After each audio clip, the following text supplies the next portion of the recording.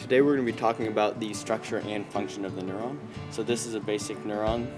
You have the axon extending from the cell body, and the cell body is just the same as a regular cell with a nucleus. And so what happens is attached to the cell body are dendrites, and the signal is going to be received through the dendrites. It's going to travel through the cell body to the axon hillock, and if there's enough impulse, it's going to go down the axon and then travel through the synaptic terminals to the other cell. Here we have the axon membrane with a ion gradient formed with sodium on the outside and potassium on the inside, as you can see by the key. And what it is that sodium is higher on the outside and potassium on the inside. And we have protein channels that allow the passage of sodium and potassium within and outside of the cell. But what constantly keeps this proton ion gradient is a sodium-potassium pump throughout the whole membrane, going continuously no matter what. As you can see, sodium travels to the inside of the cell and potassium outside of the cell. An action potential is achieved when a stimulus activates the membrane potential to reach a certain threshold, -55. If this is reached, then any channels will open, leading to depolarization towards an action potential.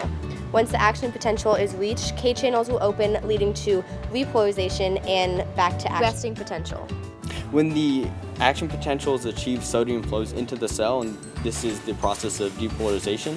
This changes the membrane potential, and this change in membrane potential then causes the next segment of the axon to undergo depolarization as well.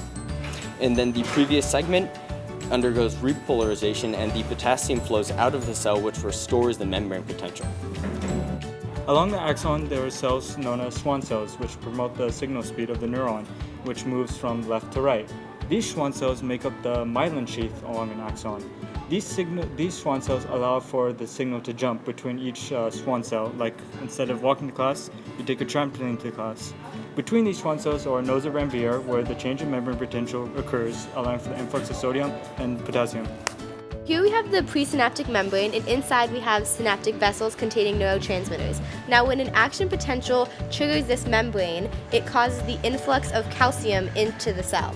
And this influx causes the synaptic vessels to fuse with the presynaptic membrane, releasing neurotransmitters into the synaptic cleft, which bind to the ligand-gated proteins, letting in calcium and the exchange of potassium. Our toxin was tetrodotoxin, and what it does is that what usually allows a stimulus to hit the sodium and allow sodium in is prevented by tetrodotoxin, as it blocks all sodium from letting in, not allowing an action potential to happen, thus blocking completely the influx of sodium. No sodium equals sad face.